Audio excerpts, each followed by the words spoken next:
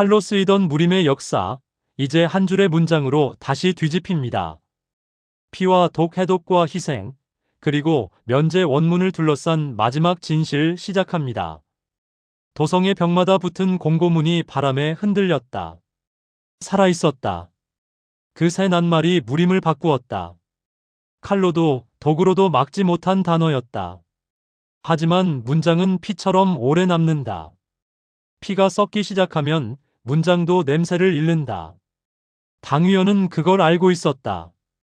이제는 독을 미워할 때가 아니라 독을 해독해야 할 때였다. 밤의 하늘은 어두웠다. 그는 내실의 등불을 끄고 피가 묻은 장부를 펴보았다. 면제 원문 제기록의 뒤편에는 당뇨의 작은 메모가 붙어 있었다. 피의 흐름을 살리려면 독을 잠재워야 한다. 독을 잠재우려면 독의 근원을 이해해야 한다. 피와 독을 엮는 건 내공이 아니라 숨이다. 숨. 그 단어 하나가 그를 붙잡았다. 피와 독 둘 다 흐른다. 그 흐름을 조절하는 건 내공의 기운이 아니라 사람의 호흡. 그는 다시 북쪽의 서벽을 올려다봤다. 서벽 아래로 흐르는 강가, 그 강에는 붉은 빛이 비쳤다. 사람들은 그걸 달빛이라고 믿었지만 당위원은 알았다. 그건 적혈정의 반사광이었다. 적혈정 사람의 피가 돌처럼 굳어 생긴 결정체. 독과 피가 한 번이라도 섞인 자의 체내에서만 만들어진다. 그것이 해독의 첫 재료였다. 그리고 두 번째 재료, 혼백초. 산자와 죽은 자의 경계에서 피는 풀. 하오문에서도 본 적 없다라 불릴 만큼 드물었다. 당뇨는 왜 그 둘을 함께 말했을까? 그는 스스로에게 물었다. 피는 살아있는 자의 증거이고 혼백초는 죽은 자의 숨결이다. 둘을 섞는다면 생사경의 문이 열린다. 다음 날 새벽 도성 북쪽 계곡. 울령, 염가, 도헌, 비연 그리고 하진과 초운이 그의 곁에 섰다. 적혈정의 근원은 사천의 옛 전장 화골산이었다. 그의 죽음이 시작된 그곳. 운명은 늘 처음으로 돌아오지. 그의 웃음은 짧았고 냉기 어린 바람에 섞여 사라졌다.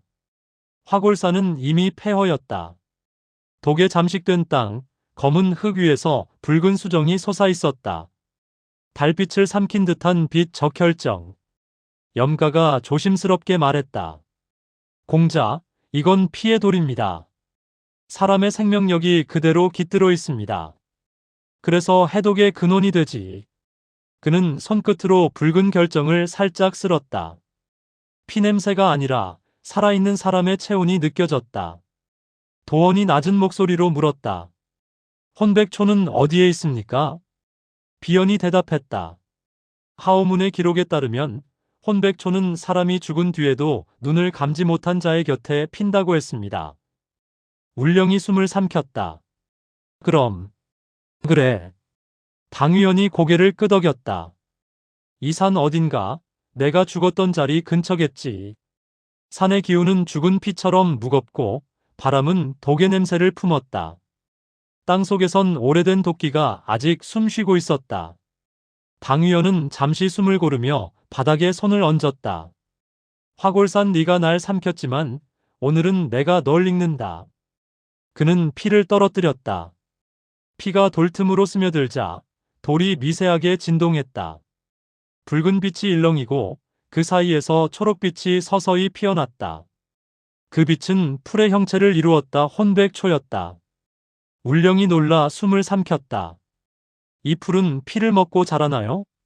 아니. 당위원이 대답했다. 피의 기억을 먹지. 그는 적혈정 한 조각을 부수어 혼백초의 입 위에 올렸다.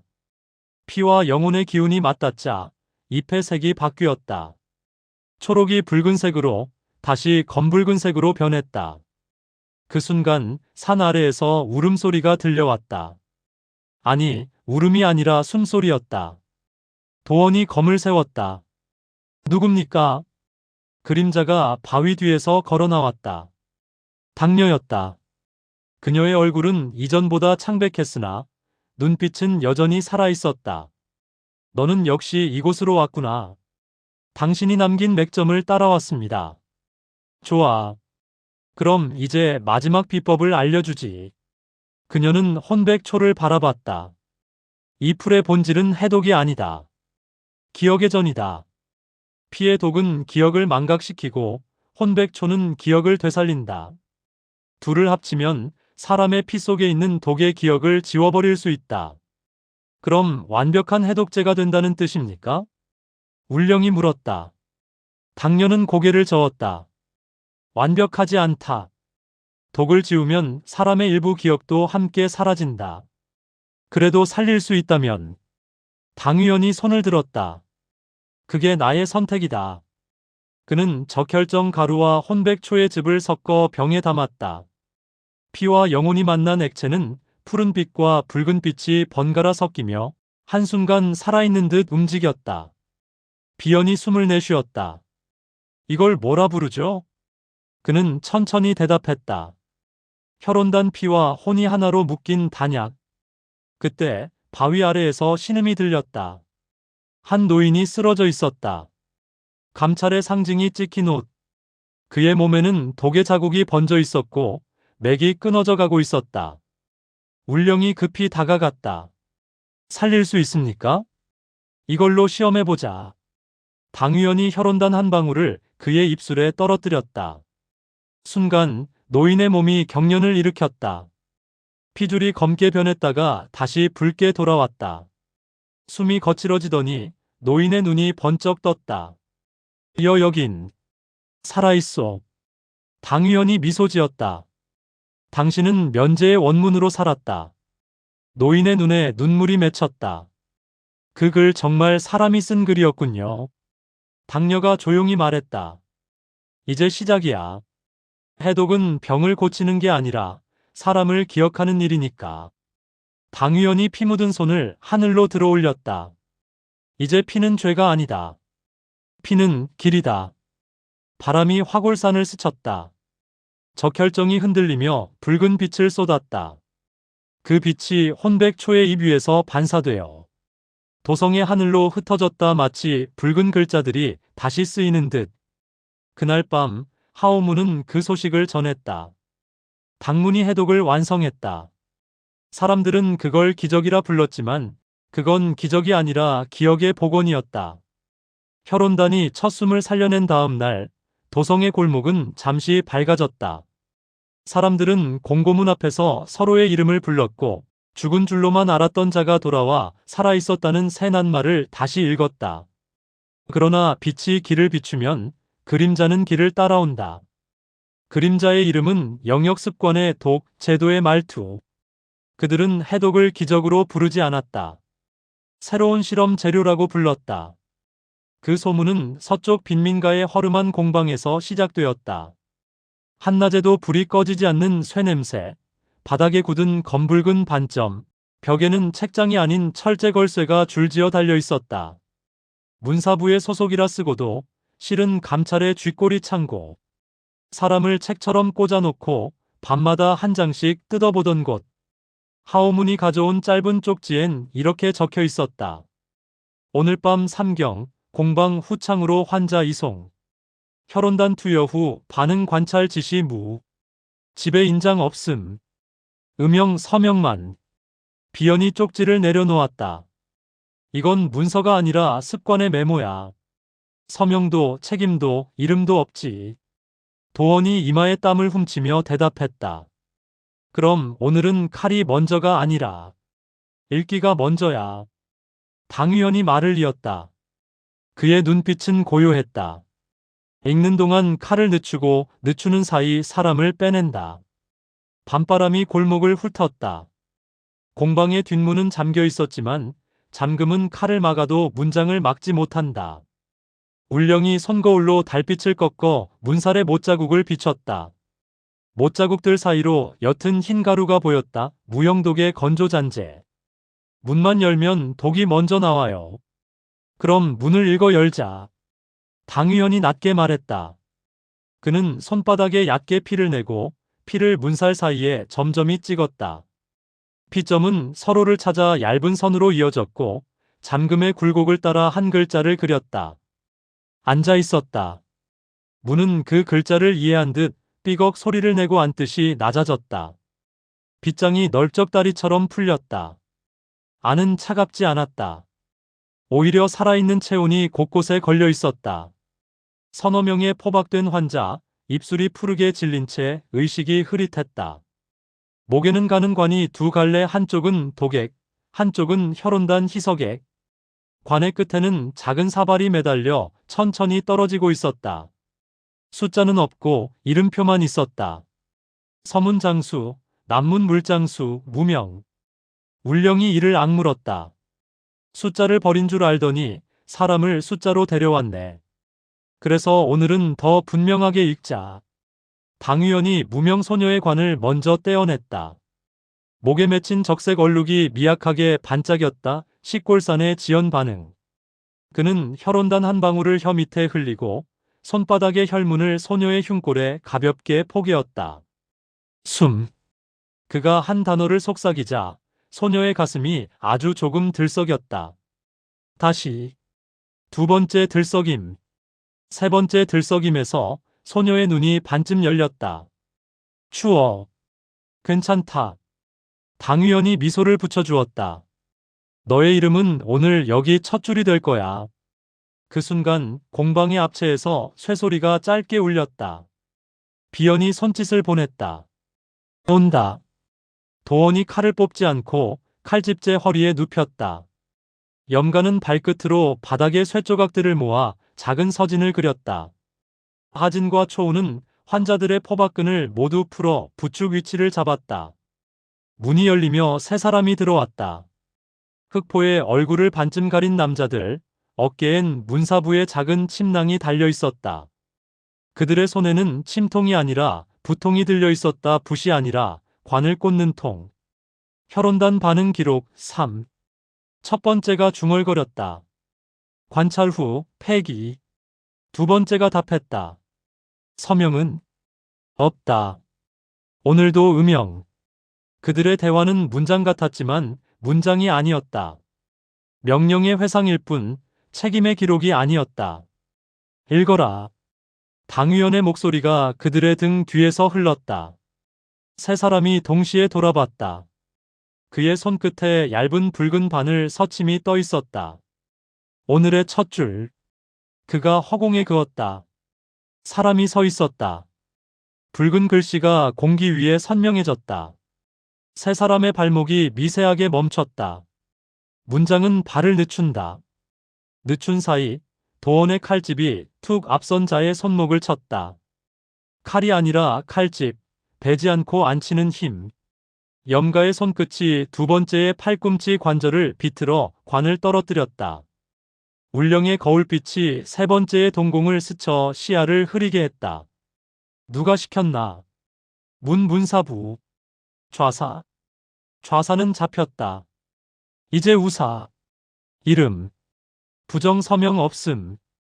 그들의 말은 책임 없는 호흡이었다. 당위원은 허공에 또 한 줄을 그었다. 이름이 없었다.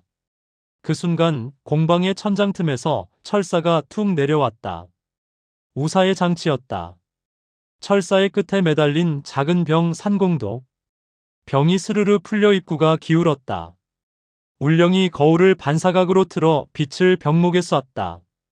열이 번지며 내부의 증기가 잠시 응축됐다. 떨어지지 않는 한 번의 틈. 지금. 당위원이 손을 뻗어 병을 잡았다. 손바닥의 혈문이 병의 유리벽을 타고 퍼졌다. 그는 산공독을 바닥에 서진 한가운데 조심스레 내려놓았다. 붉은 점들이 연결되며 글자를 만들었다. 멈추어 걷게 했다. 독의 증기가 서진을 따라 흐르다 걷는 듯 방향을 바꿨다. 사람을 향하던 공기가 바닥으로 앉았다. 세 사람의 얼굴에 처음으로 진짜 감정 겁이 비쳤다. 겁은 때로 구원이 된다. 겁이 있으면 멈출 수 있다. 오늘은 누구도 폐기되지 않는다. 당위원이 선언했다. 해독은 실험이 아니라 사람의 회복이다. 그는 세 번째 환자 서문장수 노인의 맥을 짚었다. 독의 길이 손목에서 팔꿈치로 다시 어깨로 되돌아가려 하고 있었다. 그는 혈흔단 2방울을 혀 아래 넣어주고 숨을 새어나갔다. 하나 살아있었다. 둘 앉아있었다. 셋 멈추어 걷게 했다. 숨의 박자와 문장이 맞닿는 순간 노인의 맥이 천천히 방향을 바꿨다. 독의 기억이 사라지고 피의 기억이 돌아왔다. 도성 남문으로 빼. 비연이 낮게 지시했다. 하오문이 준비한 은차가 대기 중이야. 사람을 먼저 살리고 칼은 나중에 늦춰. 문턱을 넘어설 즈음 앞채가 쿵 울렸다. 6의 발걸음. 칼은 아직 뽑히지 않았지만 질문은 이미 준비되어 있었다. 무엇을 하는가? 누가 허락했나? 그 약의 근거는? 도원이 칼집을 다시 허리에 눕혔다. 허락은 사람의 숨이 했다. 염가가 관을 걷어차지 않고 발끝으로 밀어 엎었다. 근거는 사람의 맥이 했다. 울령이 거울을 잠시 내리고 정면을 바라보았다. 오늘의 기록은 우리가 쓴다. 그 틈에 당위원이 마지막 줄을 읽었다. 우리는 살렸다. 그 한 문장에 공방의 공기가 바뀌었다. 누군가 칼을 잡았지만 칼은 방향을 못 잡았다. 누군가 인장을 꺼냈지만 인장은 찍을 종이를 잃었다. 종이는 사람의 피부였고 그 피부는 따뜻했다. 뒤늦게 도착한 우사의 마부들이 현장을 둘러봤다. 그들의 눈길은 차갑지도 뜨겁지도 않았다. 그저 오래된 습관의 새. 비연이 그들 앞에 짧은 소문을 남겼다. 오늘의 소문 사람이 살아 돌아갔다. 서명 도성의 입. 새벽녘 남문 바깥의 하천가. 은차가 물안개처럼 천천히 움직였다. 차 안에서 무명 소녀가 조심스럽게 물었다. 내 이름 있어요? 당위원이 고개를 끄덕였다. 있다. 오늘 우리가 썼다. 그는 소녀의 손바닥에 서침 끝으로 아주 작은 점을 하나 찍었다. 틱. 늦춤의 점. 이제 네가 천천히 읽어 살아라. 당녀가 강가에 서 있었다. 밤새 불지 않은 바람이 그녀의 머리칼을 거의 움직이지 않았다. 잘했구나. 피가 길을 만들었습니다. 이제 남은 건 값을 치르는 일. 그녀의 눈빛이 멀리 공방 쪽을 훑었다. 우사는 오늘 칼을 늦췄지만 내일은 칼이 먼저 올 거야. 당위원은 고개를 끄덕였다. 그래서 우리가 먼저 읽는다. 그는 새 장부를 펼쳐 첫 줄을 적었다. 인간 실험 저지 첫 보고. 이송자 셋, 이름 셋. 살아있었다. 그 글자가 마르는 동안 하오문의 피리 하나가 강풍처럼 짧게 울었다. 하포 갈라진 손을 묶는다. 도성의 다른 골목들에서도 같은 피리가 연달아 울렸다. 한밤 사이 사람 대신 문장이 움직이고 있었다. 해 뜰 무렵 공방의 문에는 누군가 급히 붙인 공고 한 장이 바람에 펄럭였다. 면제 원문 현장 적용. 첫 줄만 굵고 크게 쓰여 있었다. 사람을 실험으로 삼지 않는다. 그 아래에는 작게 그러나 칼날처럼 정확한 낙인 하나. 제 기록. 공방을 지키던 우사의 하급이 그 글을 몇 번이고 읽다가 마침내 칼을 집어넣었다. 칼자루가 칼집에 닿는 소리는 짧았지만 그 짧음이 이상하게 길었다. 그 길이는 습관이 바뀌는 시간과 닮아 있었다. 그날 저녁 도성의 주막에서 낯선 노래 한 자락이 흘렀다. 칼은 늙고 글은 남아. 글이 남고 사람은 살아. 사람들은 반쯤 웃고 반쯤 울며 그 노래를 따라 읽었다. 밤은 길었다. 별이 사라진 하늘 아래 도성의 불빛만이 깜빡였다. 살려낸다는 문장은 사람들의 입에서 퍼졌지만 그 말을 끝까지 지키기 위해서는 누군가의 멈춤이 필요했다. 해독의 길은 완성되지 않았다. 혈온단은 사람을 살릴 수 있었으나 독이 이미 뿌리내린 자의 내맥에서는 피의 기억이 되살아났다. 살아난 자가 다시 독의 환영에 시달리며 무너지는 일이 잦았다. 그리고 그날 밤 하오문으로부터 소식이 전해졌다. 감찰이 남문으로 내려온다. 실험 재료를 빼앗지 못한 자들이 해독자를 찾아왔다. 울령의 얼굴이 굳었다. 그들이 말하는 해독자가 공자입니까? 아니. 당 의원이 고개를 저었다. 이번엔 박진이다. 박진. 그는 늘 뒤에 서 있었다. 말이 적고 웃음이 느리며 칼보다 붓을 더 오래 다루던 사내. 당 의원이 삼류 병사였던 시절 가장 먼저 손을 내밀었던 동료였다. 그가 처음 말한 문장은 짧았다. 살려야 할 이유가 있어야 죽일 이유도 있죠. 그런 사내가 지금 도성 남문 인근의 창고에 있었다. 울령이 거칠게 숨을 몰아쉬었다. 그를 빼와야 해요. 늦었다. 비연이 낮게 말했다. 우사 쪽에서 감찰을 30명 보냈어. 그곳을 지키는 게 아니라 봉쇄하려는 거야. 그럼. 당위원의 목소리는 낮았지만 단단했다. 우린 글을 읽어야 한다. 남문 창고는 붉은 깃발로 둘러싸여 있었다. 해독은 반역이다. 글자는 붉었고 그 아래엔 검은 잿가루가 묻어 있었다. 박진의 흔적이었다. 창고 안 그는 의자에 앉아 있었다. 등에는 쇠사슬이 걸려 있었지만 몸은 곧게 세워졌다. 입술은 터졌고 손에는 먹이 묻어 있었다. 그는 벽에 글을 쓰고 있었다. 나는 독으로 죽지 않는다.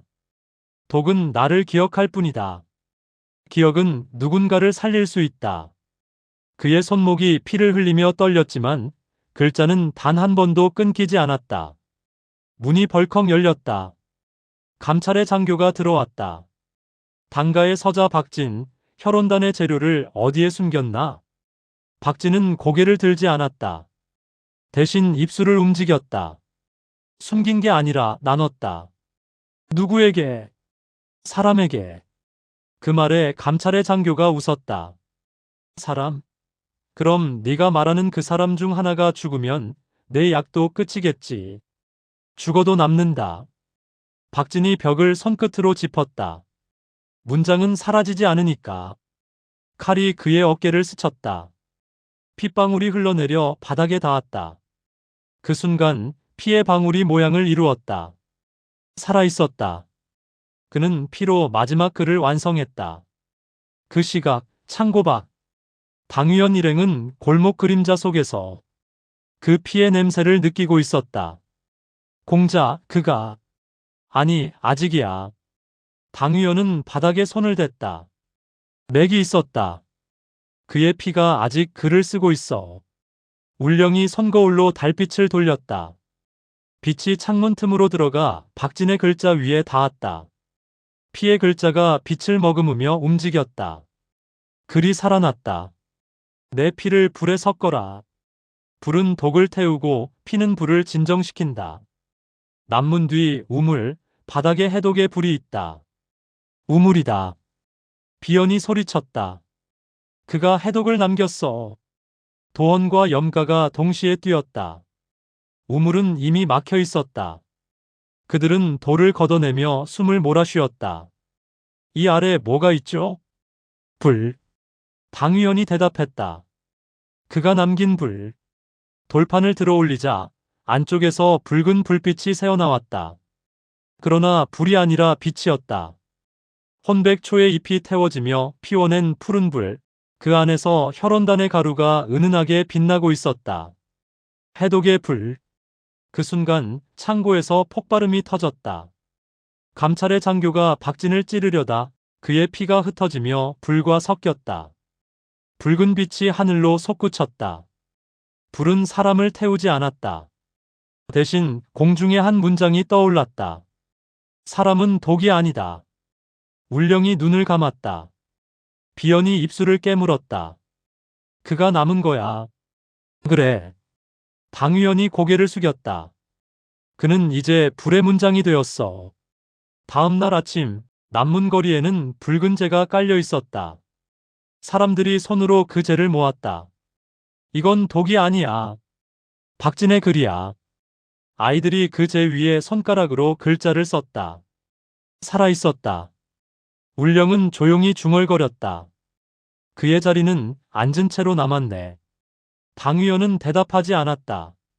대신 바닥의 재를 손바닥에 쥐었다. 희생은 사라지지 않아. 그건 글이 되니까. 그는 손을 펼쳤다. 손바닥 위에 붉은 재가 바람에 흩날렸다.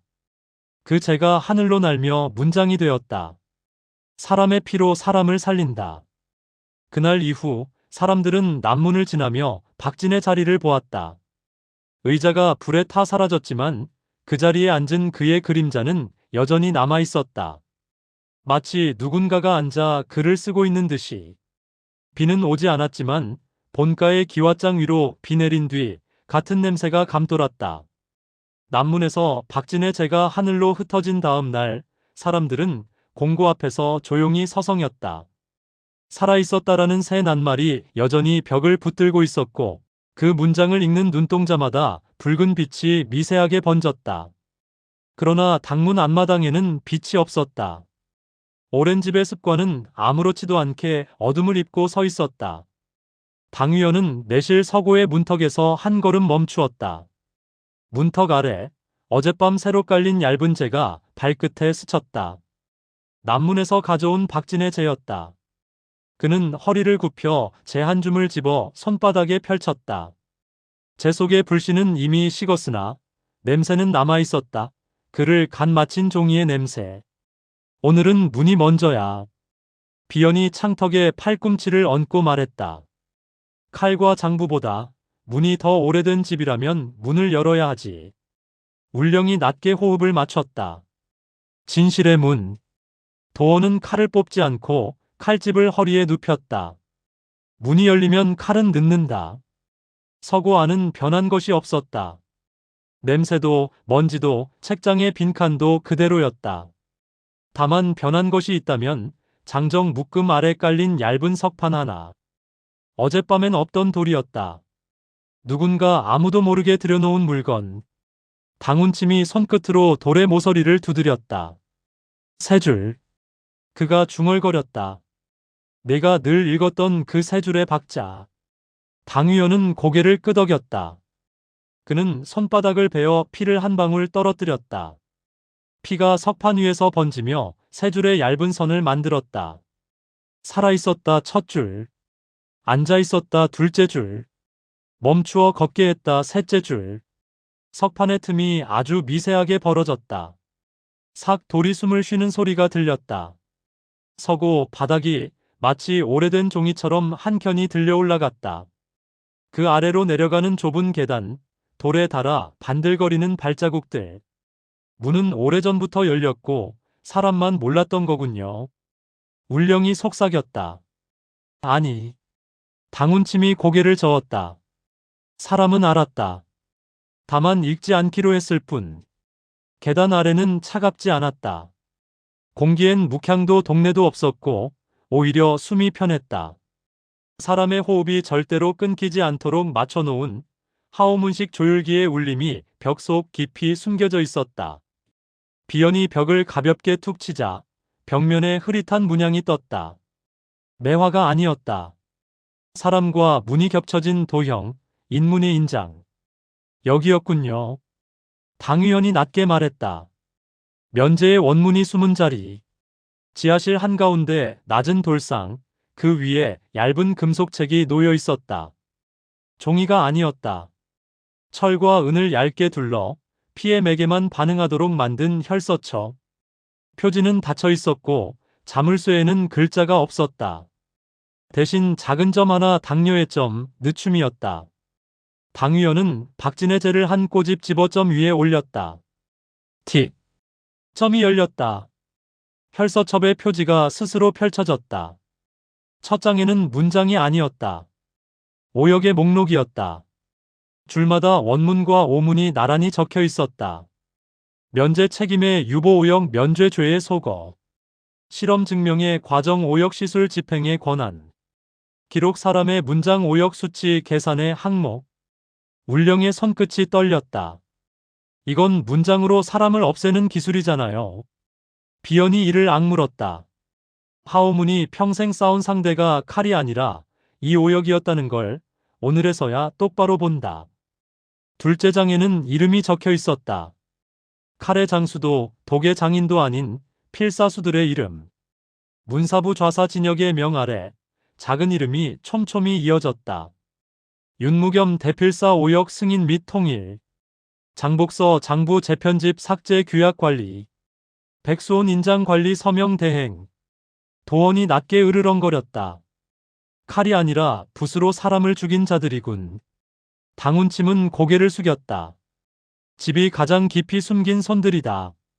너도 나도 가주도 감찰도 이 손을 다 보지 못했다. 셋째 장을 넘기는 순간 방 안의 공기가 아주 조용히 바뀌었다. 바닥 어딘가에서 낮은 발자국 소리가 났다. 소리는 발목의 습관 같았다. 겸손한 속도로 걸어오지만 제일 먼저 도착하는 걸음. 오래 기다렸다. 어둠 속에서 사내가 모습을 드러냈다. 그는 검도 독병도 들지 않았다. 오직 얇은 붓 하나를 손가락 사이에 끼웠다. 윤무겸. 당운침이 이름을 먼저 불렀다. 사내가 미소했다. 문간의 매화, 오랜만이요. 윤무겸의 미소는 예의가 바르고 목소리는 비단처럼 얇았다. 면제의 원문을 찾으러 왔겠지. 돌아가라. 원문을 세상에 내놓는 순간 세상은 읽는 법을 잃는다. 당위원이 고개를 기울였다. 무슨 뜻이지? 사람들은 늘 쉬운 문장을 찾는다. 면죄가 면제보다 쉬웠다. 죄를 씻는다는 말이 달콤했으니까. 너희가 원문을 내놓으면 사람들은 달지 않은 약을 삼키지 않는다. 그래서 달게 만든 건가? 비연의 목소리가 낮게 가라앉았다. 달콤한 오역으로 사람을 순종시키기 위해. 윤무겸은 어깨를 으쓱했다. 칼은 피를 요구하고 독은 내공을 요구한다. 그러나 오역은 습관만 요구하지. 습관은 싸우지 않는다. 도원이 한 걸음 내디뎠다. 그래서 박진을 죽였나? 윤무겸의 미소가 아주 잠깐 금 같다. 나는 누구도 죽이지 않았네. 나는 다만 썼다. 그렇다. 당위원이 천천히 말을 이었다. 너는 썼다. 그래서 죽었다. 내가 쓴 문장 위에서 칼이 넣는 법을 잊었으니까. 윤무겸의 손끝에서 붓이 뒤집혔다. 붓끝이 아니라 붓등으로 공기를 살짝 그었다. 허공에 잿빛의 획 하나가 떠올랐다. 획은 문장을 만들지 않았다. 대신 주변 공기의 결을 바꿨다. 읽으려는 눈동자의 움직임을 미세하게 어지럽히는 분심액. 울령의 시야가 잠깐 흔들렸다. 비연이 손거울을 틀어 빛을 굴절시켰다. 반사광이 분심액 위에 얹히자 획은 마치 길을 잃은 연기처럼 흩어졌다. 읽어. 당위원이 말했다. 그는 혈서첩 위에 손을 얹고 박진의 죄를 엄지로 살짝 문질렀다. 피가 아니라 재로 쓰는 문장, 불의 글. 그의 손끝에서 붉은 먼지가 일어나 허공에 문장을 이루었다. 면제 사람을 실험으로 삼지 않는다. 오역을 금한다. 오역을 집행한 자는 자신의 이름으로 다시 쓴다. 윤무겸의 눈이 좁혀졌다. 그 문장 누가 읽나? 사람의 입. 당위원이 답했다. 집이 아니라 의회가 아니라 하오문도 아니라 도성의 입. 윤무겸이 웃었다. 사람의 입은 바쁘다. 금방 잊는다. 그래서 늦춘다. 그가 혈서첩의 모서리에 늦춤의 점을 찍었다. 틱. 방 안의 호흡이 한 박자 늘어났다. 문장은 늦어졌고 늦어진 문장은 깊어졌다. 윤무겸은 마지막 카드처럼 붓을 세웠다. 붓끝에 먹이 아니라 무영독의 기운이 얇게 들러붙어 있었다. 그가 한 획을 내리긋자 보이지 않는 바람이 목에 감겼다. 분심이 아니라 단심 신맥을 흔들어 공포를 불러오는 획. 칼보다 빠르고 독보다 교묘했다. 그 순간 당운침이 앞을 가로막았다. 그의 소매 끝에서 백발이 한 올 떨어져 윤무겸의 붓에 감겼다. 붓끝이 한치 미끄러졌다. 먹도 독도 아닌 늙은 숨이 획의 방향을 비틀었다. 문간의 매화. 윤무겸이 낮게 쉰 소리를 냈다.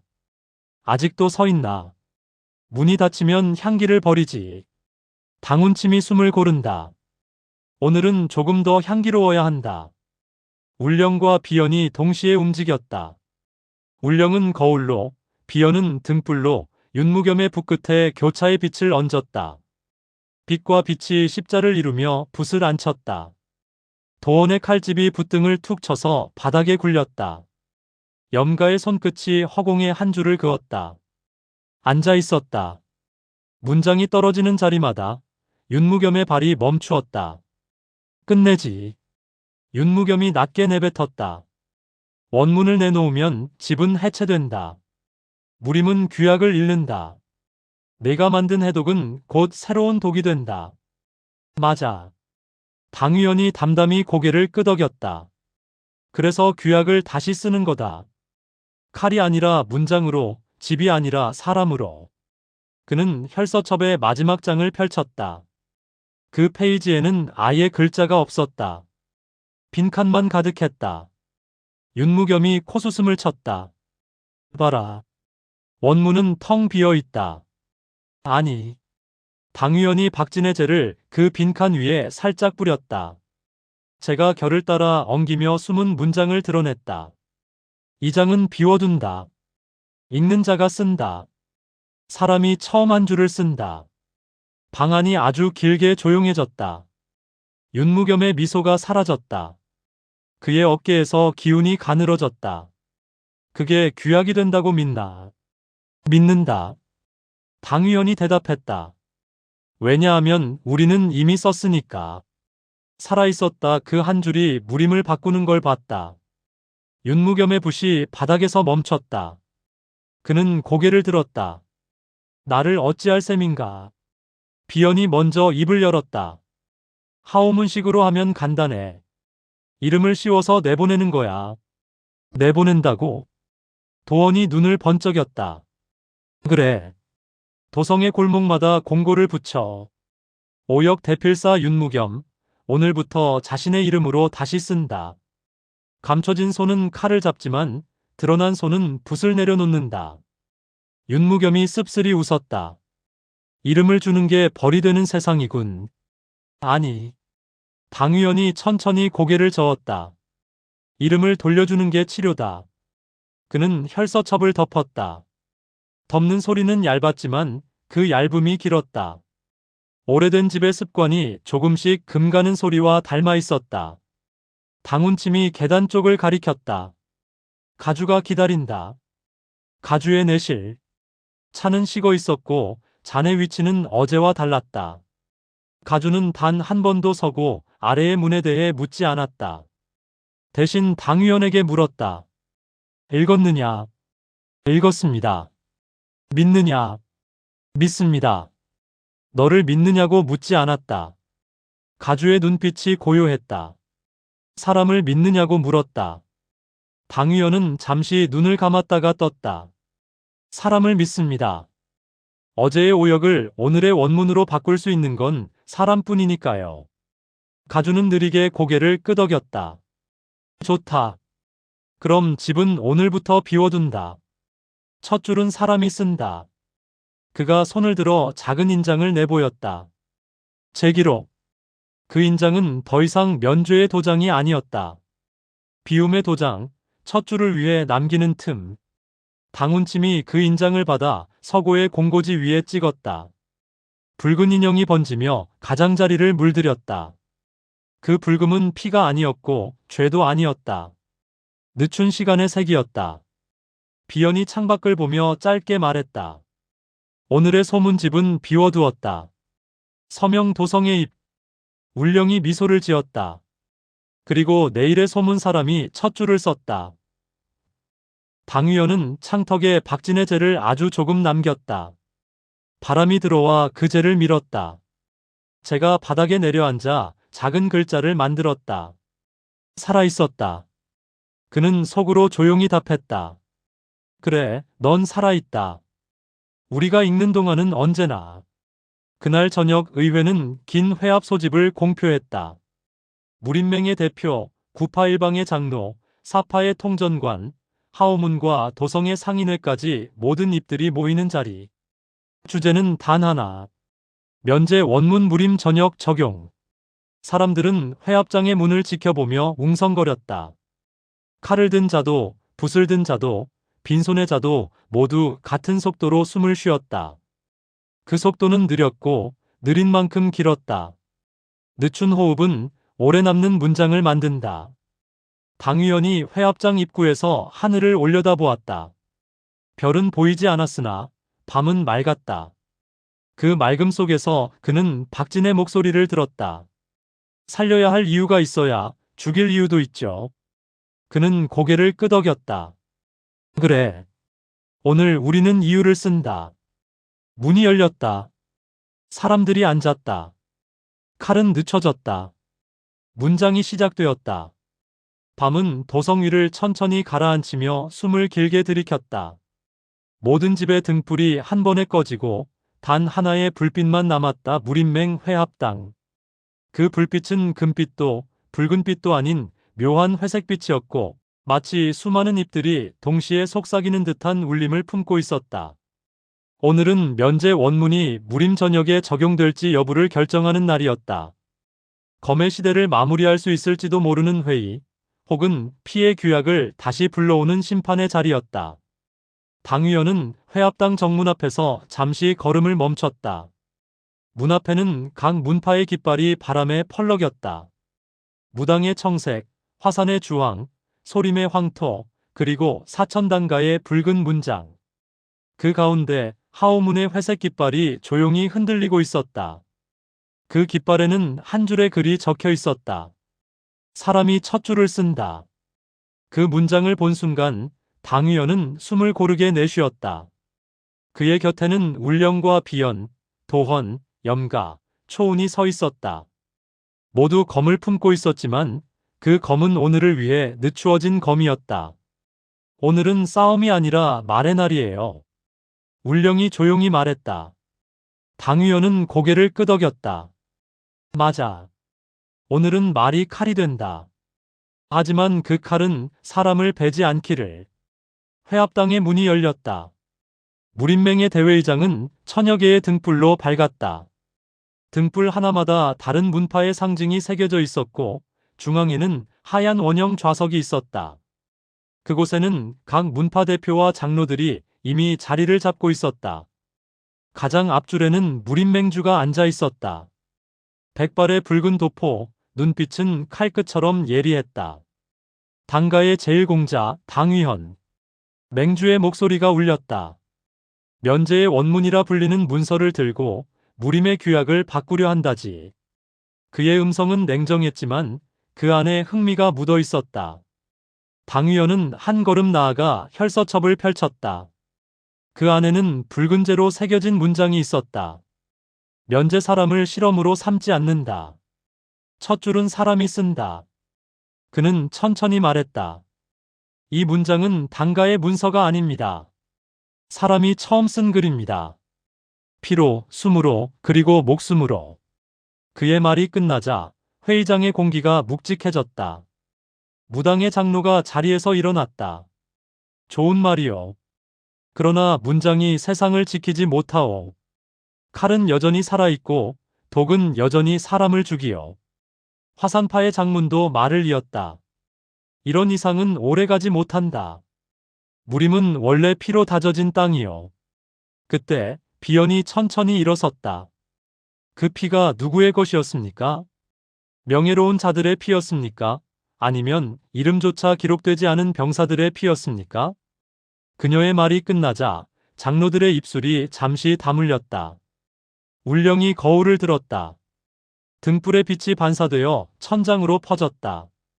빛이 둥근 원을 이루며 회합당 중앙을 감쌌다. 그 안에 비친 것은 사람들의 얼굴, 칼을 든 자, 붓을 든 자, 그리고 가만히 앉은 자들. 울령이 조용히 말했다. 우리는 이미 싸워왔습니다.